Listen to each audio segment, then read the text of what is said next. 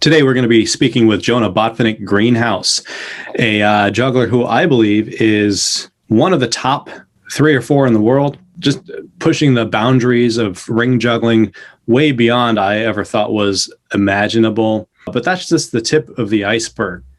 So while we wait here for Jonah Botvinick-Greenhouse to join us, I'm going to have a sip of my homemade latte. This character may make a reoccurring appearance throughout this episode,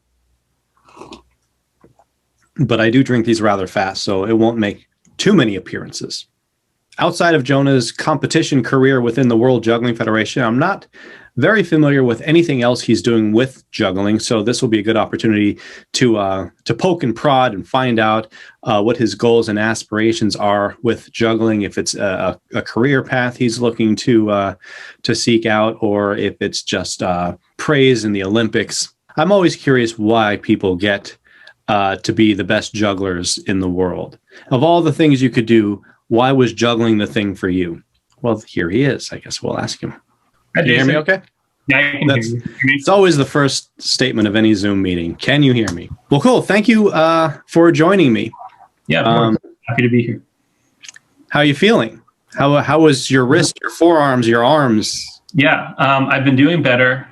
It's been a very slow increase the past 6 to 8 months. I've been slowly ramping up. Right now, things are looking really good. I'm very happy with the way it's progressed. The first time I was aware of this was at WJF 11. It was a 7-up 720? Okay, yeah. So was that the first time that happened? Yeah, so that was actually different. That was more of like a muscle cramp. I think It was just overexertion on that day, maybe not enough hydration. It was like a trigger finger thing, is like what a doctor told me. Something similar actually happened. There's a video of this online, and you can see I keep massaging my arm in between attempts, because it felt like the same thing that happened to my thumb at WJF was going to happen with my whole arm. And I want to make clear, it's not like a painful thing. It was just it went into place, and then I couldn't move it. I would pull it back, and it would snap right back into place. Wow. And that felt like it was going to happen with my whole arm. So the whole performance, I was just very nervous that it was going to snap in and I was going to have to do the rest of it left-handed or something like that. Same thing, I think just too much over warming up, maybe not drinking enough water, similar trigger finger thing. I think those were totally unrelated to the wrist injury. Okay. Because those were muscle. Wrist was I think a ligament kind of strength thing. It was a mild tear that accumulated over time. So the antidote is always the same: more water. More water. Water is the cure-all. First, make sure you're fully hydrated, so at least we can rule that out. I mean, I've been seeing you've been releasing videos recently, right? So you are able to juggle, and you're still improving. You're still getting better. You're pushing all of the boundaries of anything that I thought was possible. So juggling in the Olympics, what are your thoughts on that? I think it's super exciting. I got really excited when I saw the thumbnail for the YouTube video and it said juggling in the Olympics. I was like, that's very cool. And so, yeah, I'm actually really curious your opinion on what the timeline going forward looks like what's feasible, and what do you think the big milestones are to getting it to the Olympics? Because it's definitely something I'm very excited about. Yeah, definitely. There are milestones. The fundraising is a big part of that milestone. Getting that first $100,000 will help us just meet all the criteria, and then also support the school program, and also just accumulating all these affiliates.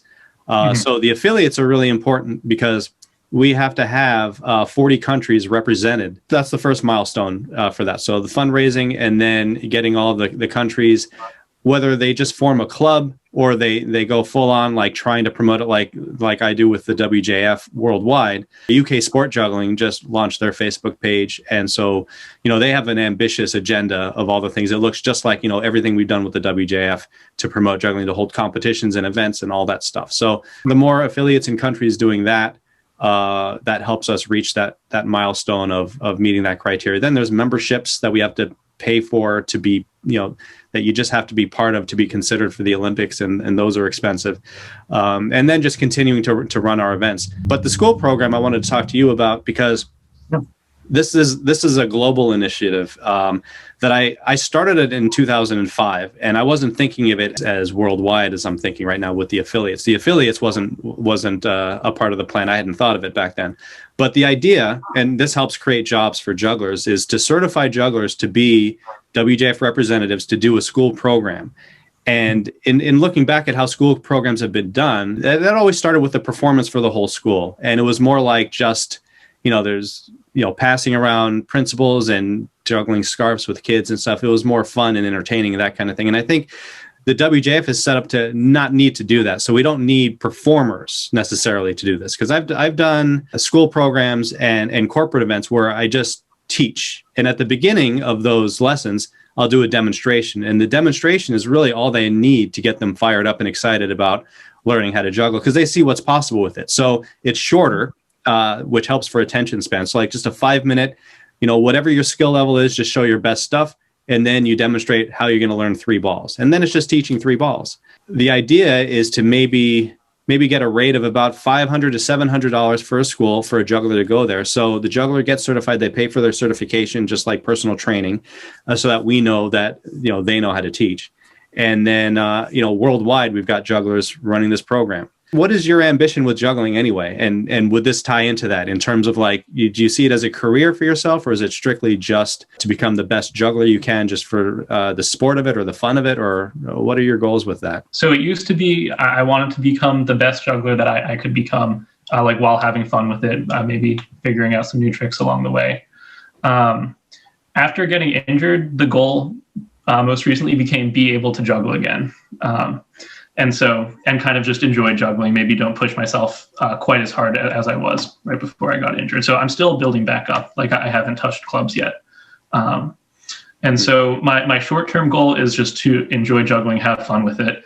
I don't anticipate any career in juggling for myself, but I do want it to be a large part of my life for the foreseeable future. Yeah, I think it'll always be with me in some way. And I think doing teaching programs like that could be a lot of fun and might be something I would be interested in. What is your career path? I'm studying math and physics at Amherst College. I'm a senior, so I'm graduating this semester. And then I'll be starting a PhD in applied math next fall. You're going the VOVA route. Much more lucrative, by the way, than juggling. Just to go back in history a little bit, the first time you were on the WJF radar, I believe, was WJF 8 when you competed in the juniors, and you won that, right? Yeah, that's correct. I was in Sioux Falls. Then the next year at WJF 9, you entered the advanced, and you won that, right? So first 2 years, pretty successful right away. Now here's what's interesting for me. At WJF 11, you won the advanced overall championship, and you beat Spencer and Delaney. Then the next year, Delaney won, but you weren't there. But she beat Spencer. Then the next year, Spencer won, but you and Delaney were not there. So the only person of the 3 of you that have beaten all of you was, well, you didn't beat yourself, obviously, but you're the only one that won out of the 3 in a single competition. So now it seems like we're setting it up so that that's not even going to be the goal anymore. Because if you guys are all on Team USA, you're competing together for an overall team score. However, within that, you still get your individual score. So there can still be an individual winner within all of that. But which one of those do you think you'd be more excited about? The team score or the individual score? I think team scores where you can also see the individual scores that add up to the total team score would be interesting. Because I think team score is more in the spirit of the ultimate Olympics goal, right? Yeah. So I think towards that, that would be pretty cool. But yeah, also knowing exactly what score you got is very helpful information, I think. And I would want to know all of those breakdowns. Yeah. A little bit of bragging rights within the team win. So speaking purely just about technical skill, my belief, in my opinion, really, is that you, Spencer, and Delaney, and Jack, all individually are better than Anthony Gatto ever was. So I'm curious to hear what you think of that opinion. That all of us are individually better. Individually, yeah. You're better than Anthony Gatto. Take you away, Spencer's better than Anthony Gatto ever was. Delaney's better than Anthony Gatto ever was. Jack's better than Anthony Gatto ever was. What makes you say that? I'm very curious. Well, it's technically speaking. So just purely based on your technical skill, the tricks that you do, all of you are well balanced, balls, clubs, and rings, right? The numbers achievements that he had, not so much insurmountable anymore. You all are doing similar, if not better things. The one thing, I'll say this before anyone else does, the one thing that people could say is that he juggled 7 clubs for 4 minutes, right? Yeah. And I don't know if any of you have done that before. That's a whole separate category, but that's just one thing. And one thing doesn't make you the best. Like I could be able to do nothing else except continuous 7 club cross throws for like 4 minutes straight. But if I can't do anything else, that doesn't make me the best juggler in the world. That makes me the best 7 club crotch juggler. Well, first of all, I'm very flattered. But I guess it's a hard question, because when you say 7 clubs for 4 minutes by itself is its own category, I agree that it's its own thing. It's its own thing. Yeah. But because he can do 7 clubs for 4 minutes, I believe that he could also learn relatively easily all the other 7 club tricks that maybe you've seen Spencer putting online or something like that. Could. Yes. Didn't. Could. Right. But didn't. So this evaluation is based off of what he accomplished. What he could do if he got back into it, you might be right. I would probably agree with you. Right. I think he had the potential for that. But he didn't push himself as hard as you guys are. And it's probably because of his existence, though, that you guys are. It seems there's a natural evolution of skill. There are some people, some trendsetters that just push themselves harder than others, reach a certain level, and then the kids growing up that see that, like, oh, well, that's already been done, so let's do that first and then push beyond that. Mm-hmm. But you can certainly attribute a lot of it to the best jugglers of the past. Yeah, that makes sense. I think another thing that comes to mind when I think about Anthony Gatto is his consistency with 7 balls. I forget if this is exactly right, but I think there's a video of him maybe doing 10 7-ups in one run with 7 balls. Right. And I guess by the 360s metric, which the WJF values pretty highly, I think that's a very impressive feat. It's part of the skill certifications, doing multiple 360s within the same run. Yeah, it's an interesting conversation. I agree. Yeah, definitely controversial. You agree it's controversial. You don't agree that you're better than him. Well, I don't think I am better than he was, but no, that's my opinion. People keep asking me, like, how hard is it to get all the skill back, or like to feel like you're improving back to your old level, because you haven't juggled things like this in like over a year. And it's kind of a boring answer, but I've been building up really slowly the past 6 months. So when I'm trying the next thing that I haven't tried yet, it feels like it did before I got injured. Yeah. Which is nice to feel it all coming back, but it's because of the really slow progression that I think it's possible. Right now, the balls I'm juggling, they're like small Norwicks. So they're like 50, 60 gram balls. And they've been great for getting myself back to working on things between 5 and 7. But at some point, I need to transition to something a little bit heavier to get some more control. That'll be either a larger Norwick to keep with the Russian, maybe a little bit lighter, or I might go back to a beanbag. I'm not sure. But switching to a slightly heavier ball, whether it's a Norwick or a beanbag, and also starting clubs are the 2 things that would need to happen for me to feel like I'm able to work towards competition right now. I think rings are the only prop that I feel kind of set with at the moment. The lightest of all of them. Yeah. It brings up an interesting point also. A few people have mentioned or asked if we're going to standardize the props that we use by weight and size. I'm curious what your thoughts are on that. Like, should Norwicks be allowed along with beanbags, and what size? I have no idea. Yeah, it's something I was very curious about because it came to my mind that you might need to standardize it if it's going to be in the Olympics. You might need to, but I don't think, like, I think you're hurting yourself if you try to cheat the system. Like, if you try to juggle pebbles, like small, you can't. What are you going to do with that? You can't do it. And then if you try balls like Sergey was using, where it took him like 10 minutes just to get him right in his hands before he could even think about releasing 7.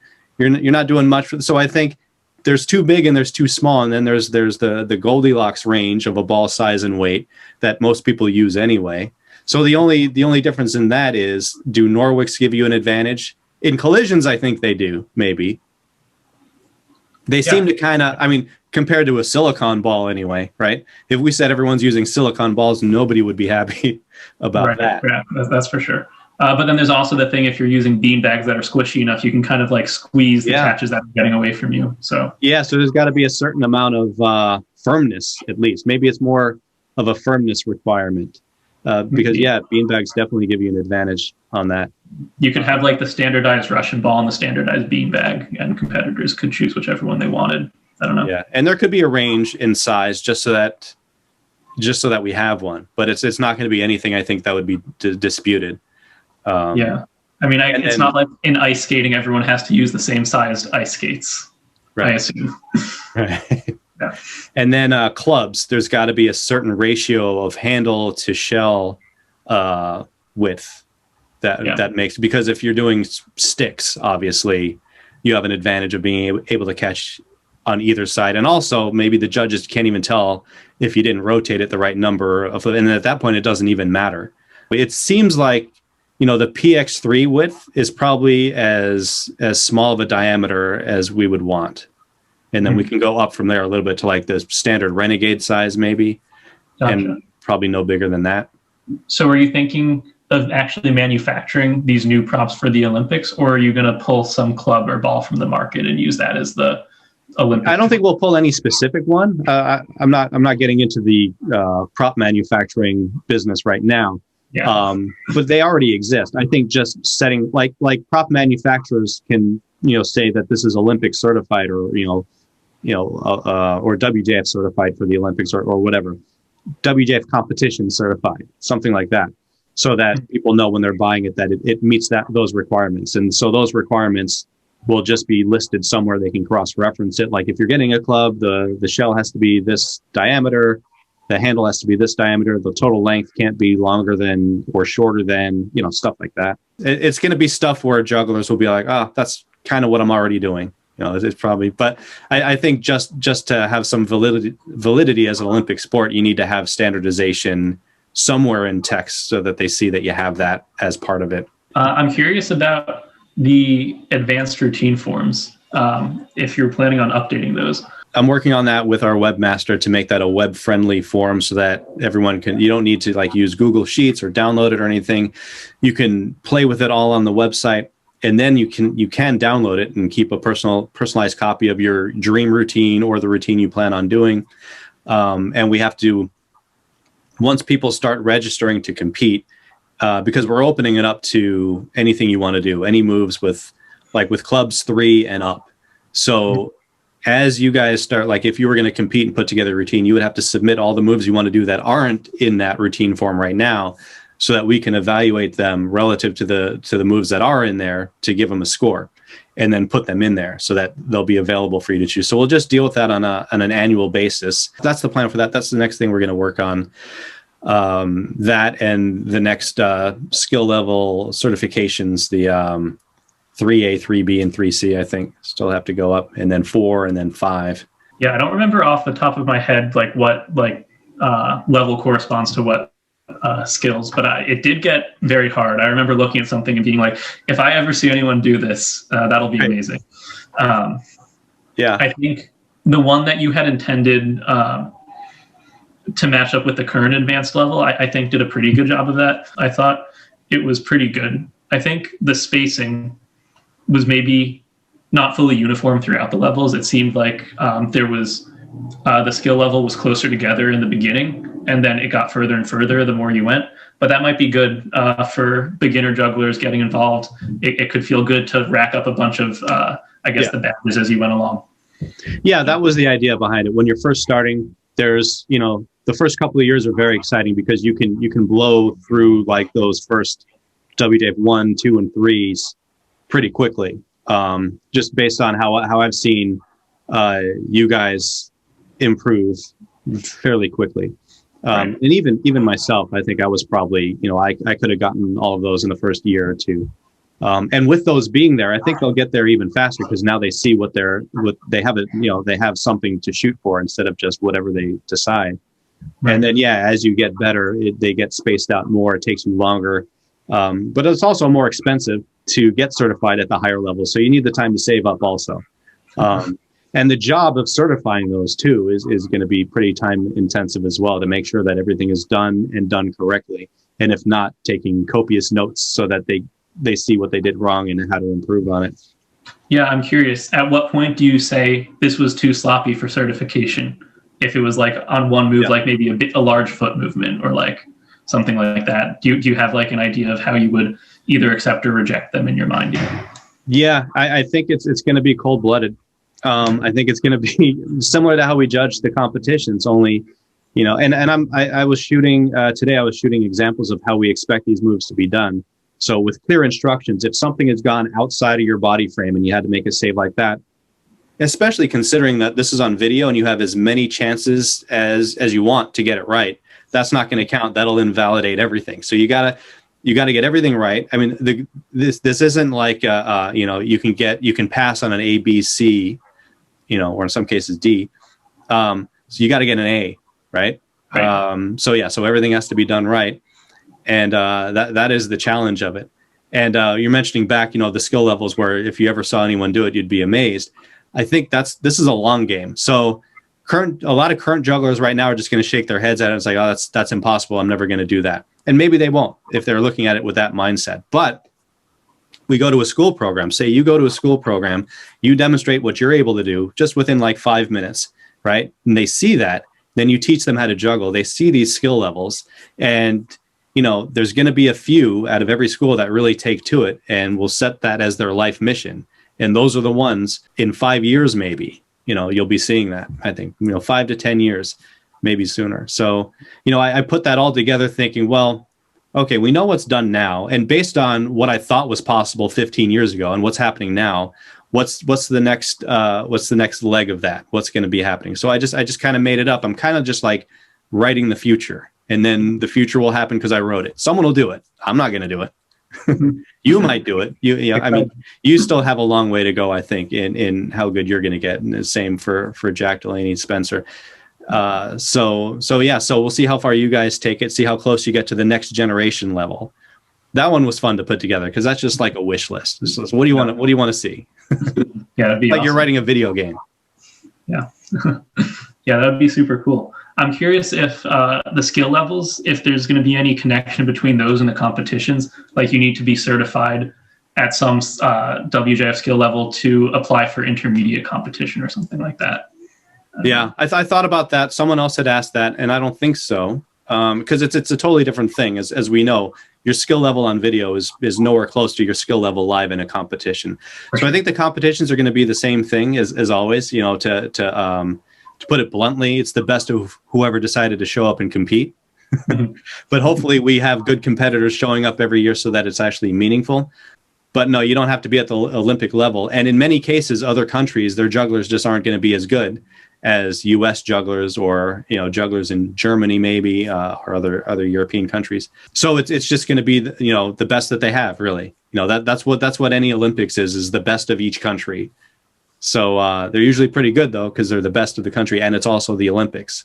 So I think because of that, though, if and when we get into the Olympics, then it's going to be taken more seriously worldwide. You know, every country that has an affiliate that their whole thing is juggling, you know, they're going to teach more seriously, they're going to train more seriously, and just across the board, we'll see, you know, higher skill levels represented in each country. As far as a timeline, though, like you were mentioning at the beginning, milestones, like when will we actually be in the Olympics, if it's going to happen? I'd say minimum 4 years, probably. I think you have to start off as an exhibition sport. So I think that would be a great first step, is if we got accepted as an exhibition sport. So of course, that's where the funding comes into that, as well as funding a trip and flying. You know, I would of course bring out all of our best US jugglers. And then maybe at that point, all the other affiliates might be able to do some fundraising and be able to send their jugglers out. It seems like the next step. Seems like something I probably could have done 15 years ago. 15 years ago, my goal was just, you know, ESPN, get it on TV. Right. And the next step should have been this, I think, school program, and then this. So it takes some of us longer than others to figure it out. But not even Albert did it. So I guess, you know, I'm not the only one that wasn't doing it. Yeah, no, it's awesome to see. I'm looking forward to it. Yeah, whatever happens. Well, I'm glad to see you juggling again a little bit, and even the rehabilitation tricks are more than impressive. So, once you're back at full strength, it may very well be the next generation certification stuff that we're seeing from you. And I think because you may not know it or not, but since you read that, that's in your mind now. So you may feel compelled to try some of those moves and some of those sequences. So I think I might see that from you pretty soon. That is my prediction. That is my forecast on the Jonah Botvinick-Greenhouse forefront. That'd be pretty cool. Okay, well, you all can follow Jonah using the links in the description box and on screen here, wherever I decide to put them. So you can all do that right now, and I will see you next time.